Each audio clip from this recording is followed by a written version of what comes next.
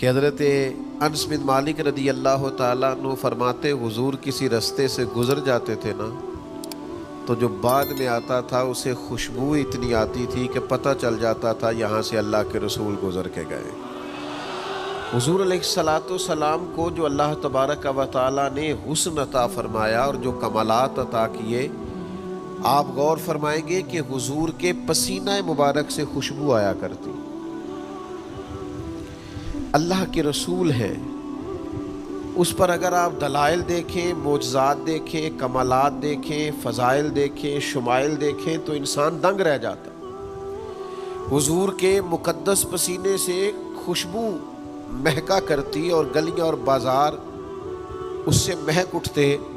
حضرت عتبہ رضی اللہ تعالیٰ عنہ صحابی ہیں، 4 بیویاں تھیں، وہ کہتی ہیں کہ ہم ایک سے ایک بڑھ کے خوشبو استعمال کرتی تھی، لیکن سمجھ نہیں آتی تھی کہ ہمارے شوہر کون سی خوشبو لگاتے ہیں۔ ہم باوجود کوشش کے، باوجود ہمت کے اور باوجود تجسس کے وہ خوشبو نہیں پاتی تھی۔ تو ایک دن ہم چاروں نے فیصلہ کیا کہ ان سے پوچھ ہی نہ لیں وہ کون سی خوشبو لگاتے ہیں۔ تو ہم نے پوچھا کہ بتائیے، تو کہنے لگے میں نے تو کبھی لگائی نہیں۔ تو ہم نے کہا بھئی آپ ایسے ہی تو دعویٰ نہ کیجئے، ہم نے پوری جد و جہد کر لی اور پھر عورتوں کا چیزوں کو تلاش کرنا یہ تھوڑا انفرادی بھی ہوتا ہے، ہمیں وہ رنگ نہیں ملا خوشبو کا، وہ انداز جو آپ کا ہے۔ تو فرمانے لگے اصل بات یہ ہے کہ میرے کمر پر کچھ تکلیف ہو گئی تھی، کچھ ایسی چیزیں ابھر آئی تھی جو تکلیف کا باعث تھی، تو میں پھر حاضر ہوا رسول پاک کی بارگاہ میں۔ تو نبی کریم علیہ السلام نے فرمایا کرتا ہٹائیے گا، تو میں نے کچھ کرتا ہٹایا تو کریم نے دست مبارک پھیرا، بس ظلمت کو ان کے نور نے کافور کر دیا، جس پر پڑی نظر اسے بھی نور کر دیا۔ تو محمد صلی اللہ تعالیٰ علیہ وسلم اللہ کے رسول ہیں۔ ایک صحابی نے آ کے عرض کی یا رسول اللہ صلی اللہ تعالیٰ علیہ وسلم میری بیٹی کی شادی ہے تو خوشبو کی بڑی ضرورت ہے، تو مہربانی فرمائیں، کرم نوازی کریں۔ عرب شریف کے اندر خوشبو بڑی مہنگی ہوتی تھی، آج بھی وہاں خوشبو بڑی مہنگی ہے اور خوشبو کا استعمال بھی بہت زیادہ ہے۔ تو اس صحابی نے آ کے عرض کی یا رسول اللہ صلی اللہ تعالیٰ علیہ وسلم خوشبو مل جائے، میری بیٹی کی شادی ہے۔ تو حضور علیہ السلام نے فرمایا ایک لکڑی لے آؤ اور ایک بوتل، ایک شیشی لے آؤ۔ وہ لے کے آئے تو محبوب نے نا لکڑی کے ساتھ اپنا پسینہ، تیری حیات پاک کا ہر لمحہ پیمبر لگے، حضور نے وہ پسینہ مبارک اتار کے اس شیشی میں ڈال دیا، فرمایا جا جا کے استعمال کر، اللہ تبارک و تعالیٰ بہترین خوشبو عطا کرے گا۔ حضور علیہ السلام نہ گزر رہے ہیں، یہ صحیح بخاری میں حدیث ہے۔ سرخ دھاری دار چادر محبوب پاک نے نا مقدس کندھے پہ رکھی ہوئی، حضرت انس بن مالک رضی اللہ تعالیٰ عنہ حدیث کے راوی، وہ فرماتے ہیں کہ حضور گزر رہے تھے تو پیچھے سے ایک بدو آیا، تو اس شخص نے نا پیچھے سے پکڑ کے چادر مبارک کو کھینچا۔ تو فرماتے ہیں میں نے خود دیکھا حضور کی مقدس اور نازک گردن پر نشان پڑ گیا، تکلیف دی اس نے۔ فرماتے ہیں یوں پلٹ کے محبوب نے پیچھے دیکھا نا تو کہنے لگا یا رسول اللہ میں کچھ مانگنے آیا تھا، دروازہ جو ہمارا زور سے کھٹکھٹائے اس فقیر کو خیرات نہیں ملتی، کہتے جا دوڑ جا، تو کوئی قرض لینے آیا ہے؟ چادر مبارک کو پکڑ کے کھینچا، مقدس گردن مبارک پر نشان پڑ گیا۔ محبوب نے پلٹ کے دیکھا اور جب کہا نا میں کچھ مانگنے آیا تھا، تو یہ ہے وہ مقام جو سمجھنے والا ہے۔ اس تلخی پیدا کرنے والے ماحول میں بھی جب میرے کریم نے پلٹ کے دیکھا تو رسول رحمت نے مسکرانا شروع کر دیا، اور جس کی تسکین سے روتے ہوئے ہنس پڑے، اس تبسم کی عادت پہ لاکھوں سلام۔ حضور مسکرائے، اور ایک روایت میں یوں ہے کہ محبوب نے فرمایا یہ جو 2 پہاڑیوں کے گرد بکریوں کا ریوڑ کھڑا سارا اسے دے دو۔ حضرت زید بن حارثہ رضی اللہ تعالیٰ عنہ بچپن میں بچھڑ گئے تھے اپنے گھر سے، کسی نے مکے لا کے بیچ دیا تھا، پھر وہ بکتے بکاتے سیدہ خدیجۃ الکبریٰ تک پہنچے۔ آپ نے وہ ساری داستانیں سنی ہوئی ہیں کہ مکے کے لوگ اور عرب شریف کے لوگ دور جاہلیت میں اپنے غلاموں کے ساتھ کیا سلوک کرتے تھے، کس طرح انہیں مارتے پیٹتے تھے۔ اگر غلام نے جانور دھوپ سے کھول کر چھاؤں میں نہیں باندھا تو مار پڑتی تھی، کیوں نہیں باندھا؟ اور اگر کسی وقت اس نے باندھ دیا تو کہا تو نے پوچھا ہی نہیں، تو اتنا مرضی کا مالک ہو گیا، اب اپنی مرضی کرے گا۔ ہر وقت تکلیف تھی غلاموں کو۔ لیکن قربان جائے، حضرت زید بن حارثہ سیدہ خدیجہ کی بارگاہ میں پہنچے، جب وہ میرے محبوب پاک علیہ السلام کے نکاح میں آئیں تو حضور کی خدمت میں آ گئے۔ انہوں نے بڑے آقا دیکھے تھے، پر جب آئے نا رسول کریم کے حضور، جب آئے نا نبی پاک کی بارگاہ میں، سرور کہوں کہ مالک و مولا کہوں تجھے، باغ خلیل کا گلے زیبا کہوں تجھے، تیرے تو وصف عیب تناہی سے ہے بری، حیران ہوں میرے شاہ میں کیا کیا کہوں تجھے، میں کیا کیا کہوں تجھے، لیکن رضا نے ختم سخن اس پہ کر دیا، خالق کا بندہ اور خلق کا آقا کہوں تجھے۔ نبی کریم صلی اللہ تعالی علیہ وآلہ وسلم کی خدمت میں آئے، کسی نے نہ پیچھے بتایا ان کے والدین کو، ان کے اعزاء کو، ان کے چچا کو، کہ ہم نے تمہارے بیٹے کو دیکھا ہے، وہ مکہ مکرمہ میں ہے، وہ نبی پاک علیہ السلام کی بارگاہ میں ہم نے دیکھا ہے۔ ان کے چچا اور والد نہ قیمت لے کے، جو اس دور میں غلام کی قیمت ہوتی تھی، وہ قیمت لے کے مکے آئے۔ یہ حضور کے اعلان نبوت سے پہلے کا واقعہ بتاتے ہیں سیرت نگار، کہتے ہیں وہ حضور کی بارگاہ میں قیمت لے کے آئے اور عرض گزار ہوئے، یہ قیمت لے لے اور ہمارا بیٹا ہمیں دے دے۔ چچا اور والد۔ نبی کریم مسکرائے، فرمایا میں زید کو بلاتا ہوں، اگر تمہارے ساتھ جانا چاہے تو پیسوں کی ضرورت نہیں۔ چچا نے باپ کی طرف دیکھا اور باپ نے چچا کی طرف دیکھا، بھلا غلامی نہیں چھوڑنا چاہے گا، بھلا گھر نہیں جانا چاہے گا، بچھڑا ہوا نہیں جانا چاہے، یہ کیسے ہو سکتا ہے؟ غلام تو تڑپتے ہیں کہ ہم اپنے گھر جانا چاہتے ہیں، خدام تو ملازمت چھوڑتے ہیں، کسی طریقے سے میں نکل جاؤں۔ لیکن یہ فطرت کا انوکھا انداز اور قدرت کے عجیب رنگ کہ اس زمین نے یہ منظر بھی دیکھا، اس آسمان نے یہ نظارہ بھی کیا کہ میرے کریم نے فرمایا بلاؤ نا زید بن حارثہ کو۔ حضرت زید بن حارثہ آئے تو فرمایا پہچانتے ہو کون ہے؟ یا رسول اللہ میرے والد ہیں۔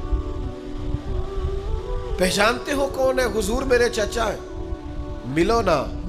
دوڑ کے گئے، والد اور چچا سے بغل گیر ہوئے، محبتوں کا تبادلہ ہوا، آنسوؤں سے ایک دوسرے سے ملاقات ہوئی، رنگ ڈھنگ بدل گئے۔ جب تھوڑی دیر کے لیے دل ہلکا ہوا نا تو محبوب فرمانے لگے، وہ کھڑے تھے حضرت زید بن حارثہ اپنے چچا اور والد کے پاس، محبوب فرمانے لگے آپ کے والد اور چچا لینے آئے ہیں، اگر جانا چاہیں۔ ادھر دیکھو یار، اگر آپ جانا چاہیں، حضور نے فرمایا اگر آپ جانا چاہیں تو پابندی کوئی نہیں، جا سکتے ہیں۔ حضرت زید دور کھڑے تھے، دوڑ کے آ کے قدموں میں بیٹھ گئے۔ وہ دیکھو نا بریلی کے امام بولے، کہنے لگے تیرے قدموں میں جو ہے غیر کا منہ کیا دیکھے، کون نظروں پہ چڑھے دیکھ کے طلبہ تیرا، اور تیرے ٹکڑوں پہ پلوں غیر کی ٹھوکر پہ نہ ڈال، میں جھڑکیاں کھاؤں کہاں چھوڑ کے صدقہ تیرا۔ کہ یا رسول اللہ ساری باتیں آپ کی ٹھیک ہیں، کریم جو آپ فرمائیں درست ہے، والد بھی آ گئے، چچا بھی آ گئے، پر حضور میں آپ کا دروازہ چھوڑ کے کہیں بھی نہیں جاؤں گا۔ یہ میرے کریم کے اخلاق کی بلندی، کردار کی عظمت، لب و لہجے کا حسن، پیار و رفتگی، شوق۔ بڑی خوبصورت حدیث لکھی ہے قاضی اجاز رحمت اللہ تعالی علیہ نے شفا شریف میں، بڑی خوبصورت۔ فرماتے ہیں کہ ایک بندو نا حضور کی بارگاہ میں کچھ لینے آ گیا، خیرات لینے آیا، رات کا وقت تھا تو حضور صلی اللہ علیہ وسلم نے کچھ عطا کیا۔ جب حضور نے کچھ دیا نا تو اس نے بڑی سخت بات کی، بڑی سخت بات کی۔ حضور نے کچھ دیا تو کہنے لگا کہ یا رسول اللہ صلی اللہ علیہ وسلم میں نے تو بڑی تعریف سنی تھی، معاذ اللہ ثم معاذ اللہ نقل کفر کفر نہ باشد. کہنے لگا میں نے تو بڑی تعریف سنی تھی، آپ نے تو کچھ بھی نہیں دیا. حالانکہ حضور تو جس کو ایک قطرہ عطا کرے اس کی تو نسلوں کی بھوک بھی ختم ہو جاتی ہے. لیکن دیہاتی تھا نا، ان پڑھ ہے، ابھی بدو ہے، آداب نہیں جانتا. میں نے تو بڑی تعریف سنی تھی، تو یہ آپ کیا دے رہے ہیں؟ یہ آپ نے کیا کیا؟ حضرت عمر فاروق رضی اللہ تعالیٰ عنہ موجود تھے، تو جناب عمر نے تلوار پر ہاتھ رکھا، اس بے ادب کو قتل کرے گا. حضور نے فرمایا عمر ٹھہر جا، جلدی نہ کر. حضرت عمر فاروق رضی اللہ تعالیٰ عنہ کہتے حکم پا کے میں ٹھہر گیا تو حضور نے اس بدو کا دامن پکڑا، حضور گھر لے گئے. گھر لے جا کے حضور نے اسے کچھ اور دیا. فرمایا آپ کیا خیال ہے؟ کہنے لگا تھوڑا اور مل جائے تو اچھا ہے. حضور نے تھوڑا اور دیا، پھر اور دیا، پھر اور دیا. اب تنگی داماں پہ نہ جا، اور بھی کچھ مانگ. جب حضور نے بڑا نوازا نا، کہنے لگا یا رسول اللہ بس کریں، اب تو مجھ سے اٹھایا بھی نہیں جائے گا، اب نہیں اٹھایا جا. اور ایک روایت یوں بھی ہے کہ وہ مسلمان بھی نہیں تھا. حضور اٹھایا نہیں جائے گا، بس کریں. حضور نے فرمایا اب تیرا میرے بارے میں کیا خیال ہے؟ تو عرض کرنے لگا یا رسول اللہ میں نے تیز آندھی، اتنی طوفان اتنا تیز چلتا نہیں دیکھا جتنی آپ کی سخاوت تیز چلتے ہوئے دیکھی ہے. حضور نے فرمایا مسجد میں تم نے میرے صحابہ کے سامنے جو کہا نا، اس سے ان کے دل ٹوٹ گئے. یہ لفظ اگر تم مسجد میں جا کے بیان کرو گے نا تو ان کے دل جوڑ جائیں گے. اب اس فکرے کو سمجھیے گا، جب اس نے کہا کہ حضور نے کم دیا تو دل ٹوٹے، دل ٹوٹے. یعنی محبوب امت کو یہ درس دے رہے ہیں کہ جب تم نے کہا نا نہیں دیتے تو امت کا دل ٹوٹتا ہے، اور جب تم کہتے ہو نا حضور بڑا دیتے ہیں تو دلوں میں خوشی داخل ہوتی ہے. کون دیتا ہے دینے کو منہ چاہیے، دینے والا ہے سچا ہمارا. نبی کریم صلی اللہ تعالی علیہ وسلم اسے مسجد میں لائے. خاص غور فرمائیے، مسجد میں لا کر کے حضور علیہ السلام نے فرمایا وہی بات کرو، اب کہو کیا کہتے ہو. انہوں نے صحابہ کے مجمع میں کہا کہ لوگوں، میں نے آندھی اور طوفان کو اتنا تیز چلتے نہیں دیکھا جتنا حضور کی سخاوت کو تیز چلتے دیکھا ہے. صحابہ خوش ہو گئے. اب یہاں حضور نے ایک مثال بیان کی جو بڑی ہی میٹھی ہے اور میرے اور آپ کے لیے بڑی تسلی کا باعث ہے. محبوب علیہ السلام فرمانے لگے عمر اگر تم اسے اسی عقیدے پہ قتل کر دیتے جو اس نے پہلے بات کی تھی تو یہ دوزخ لے جاتا، اور جو اب جملے بول رہا ہے اگر اس بات پر دنیا سے جائے گا تو اللہ اسے جنت عطا کرے گا. حضور نے ایک مثال دی. محبوب فرمانے لگے میری اور تمہاری مثال اس آدمی کی طرح ہے جس کی اونٹنی بھاگ گئی تھی، اس کی ناک سے نکیل نکل گئی تھی. بہت سارے لوگ اس کو پکڑنے کے لیے دوڑے، کوئی اسے نیزہ مارتا تھا، کوئی ڈنڈا مارتا تھا، کوئی چھڑی مارتا تھا. اونٹنی کو جیسے جیسے لوگ پکڑنے کے لیے بھاگتے تھے وہ بدکتی تھی، آگے جاتی تھی، حتیٰ کہ وہ لہو لہان ہو گئی، تھک گئی، پریشان ہو گئی. محبوب فرمانے لگے پھر اچانک اس کا اپنا مالک آ گیا. اس اونٹنی کا اپنا مالک آیا اور لوگوں سے کہنے لگا پیچھے ہٹو، یہ تم نے میری اونٹنی کا کیا حال کیا. اس نے تھوڑا سا چارہ زمین سے اٹھایا اور جیسے ہی اونٹنی کو دکھایا وہ دوڑتی ہوئی آئی، دوڑتی ہوئی مالک کے پاس آئی. اس شخص نے اس کی پشت پر ہاتھ پھیرا بغیر کسی کی مدد کے. خاص غور کریں بات پر، خاص توجہ کریں، بغیر کسی کی مدد کے اونٹنی کی ناک میں نکیل ڈالی اور پھر لوگوں سے کہنے لگا تم نے بڑا ظلم کیا، میری اونٹنی کو تنگ کیا، اونٹنی میری ہے تو سنبھالنے کا طریقہ بھی مجھے ہی آتا ہے. گویا حضور فرمانے لگے امت بھی میری ہے، یہ امت میری ہے تو سنبھالنے کا طریقہ بھی مجھے ہی آتا ہے. رب حبلی امتی کہتے ہوئے پیدا ہوئے. حق نے فرمایا کہ بخشا الصلاۃ والسلام. یہ طریقہ سیکھیں امت کو سنبھالنے کا.